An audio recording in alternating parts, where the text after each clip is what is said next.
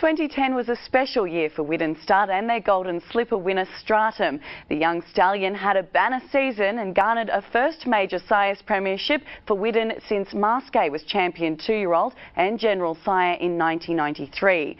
Angus Rowland brings you the first of our special champion series. Stratum. Few stallions have achieved so much in so little time. Golden Slipper winner. Sire of a Golden Slipper winner. The first to be champion sire of 2-year-olds with his first crop since Danehill. The highest first season earnings total ever. Widden Stud, former home to slipper winning legends Todman, Vane and Masque, are justifiably proud. It was something I'd really hoped we'd be able to achieve with him, but to do it in his first crop, we really had to pinch ourselves. Stratum was himself an outstanding galloper, and his Golden Slipper win was one of the most impressive in recent memory. Len Beasley rides for dear life here on Stratum. Fashions a fielders trying to pick it up, but Stratum is home and hosed in the Golden Slipper. Stratum wins it. A star juvenile on the track, Stratum has turned out to be just as precocious in the barn. His star filly, Crystal Lily, looked the best of her sex in Melbourne. Crystal Lily got her second win past the 200. Again, shot 3 in front. She's got these covered easily. Look at her go, backing up from the Blue Diamond. It's very easy. Crystal Lily by 4 lengths. Then proved herself the best of her generation in the race that made her father famous. Crystal Lily took the lead from Solar Charge. She's running off the track, Crystal Lily. Solar Charge hampered on the outside. Oh, Crystal Lily's running to the outside fence. Decision time up along the inside. Crystal Lily has won the Golden Slipper and beaten Decision Time and More Strawberries. Champion 2-year-old and just a brilliant filly. She's tough, she's fast. She's really everything you want and a great advertisement for him. He's backed that up, you know, with horses like Pelazzotti, another stakes winner. Pelazzotti tackled by Starts Me Up, an Audacious Spirit. Pelazzotti, Audacious Spirit on the outside, but it's Pelazzotti. American Cruise, Group 1 placed, and I know BC3 think he's a really big 3-year-old for them. American Crew took the lead with 100 to go. No hesitation, is storming home down the outside. They hit the line. American Crew has just fallen in. Peter Moody had a filly win by 5 lengths just last Saturday, and Peter Moran races her. She's going the right way and probably running a stakes race before the season's out. Martika broke clear. This is over. Racing away from Counterclaim. Then Ruby Royal, Image of Darkness and Spirit Song, but Martika impressively came right away to win by about 4.5 lengths. One of the most exciting things about Stratum's demolition jobs on his rivals in the first season sire race is that he got both quality and quantity in abundance. Not only has he got the one, but he's also backing it up. 15 2-year-old winners now, 16 2-year-old place getters. I think the 2-year-old races this year, he's had 61 2-year-old races that Stratum's won or placed in. You look through those stats, it's an incredible achievement for a young horse.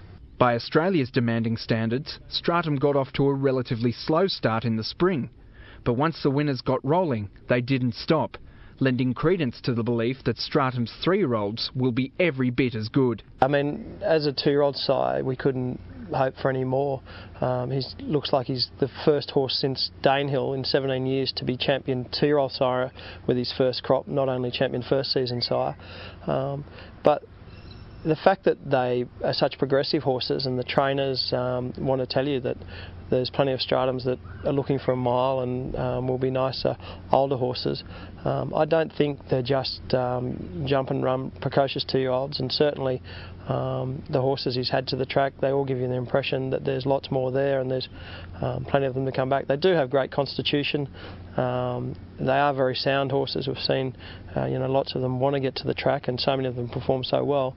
But I think there's still plenty we haven't seen, and the ones we have, I think will be in for a nice 3-year-old campaign as well.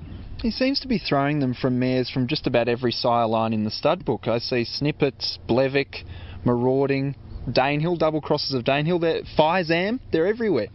Yeah, he's seen good books of mares and a fairly wide cross-section of mares, but looking through the nice horses we've seen so far, there's no set pattern. Obviously, he's had a slipper winner out of a Snippets mare, that's fairly obvious, and that cross has certainly worked with Redoutes and Danehill. But yeah, a really nice wide cross section of mares, and the filly that won on Saturday by 5 lengths out of a flying spur mare, so it's 3x3 to Danehill, which is always a concern in the Australian industry.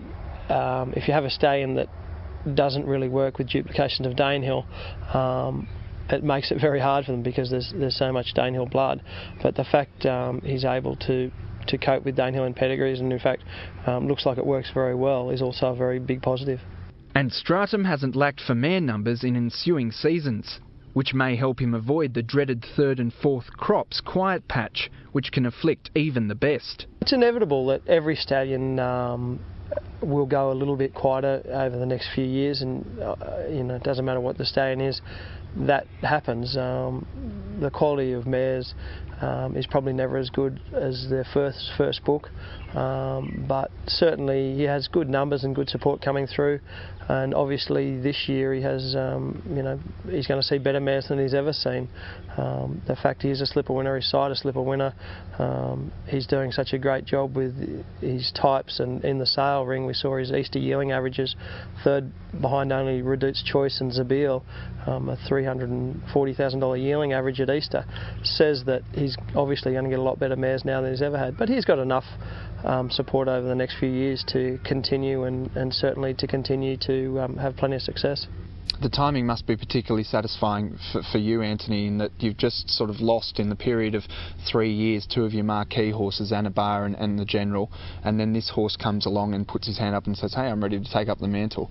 Yeah, we always had enormous faith in Stratum, and I guess he was always going to be very important, but to stand up the way he has is enormously satisfying. To say that every Golden Slipper winner that stood at Widden's side a slipper winner, is a great thing, and in the tradition of some of those great sires of Todman and Vane and Marskay, and now to be the home of Stratum, it's a great achievement and a great time for us. And what about for you, Anthony? I mean, it's been from the heady days of the 80s when you had Bletchingley and Vane and all those real champions. I mean, this champion 2-year-old sires premiership must mean a lot to you in your tenure as the new head of the Widden family. It certainly does. Obviously, not only for myself but for everyone on the farm. It's the guys and girls here who are so much a part of the Widden team. The success of your stallions is a huge part of the farm and the horses you breed and their success on the racetrack. So it's an enormous boost for everyone, morale and the team here. And yeah, it's great to see him achieving what he's done already. In the end, Stratum was nearly $1 million in front of his nearest rival, his former barnmate General Nadine, for the title of Australia's champion 2-year-old sire.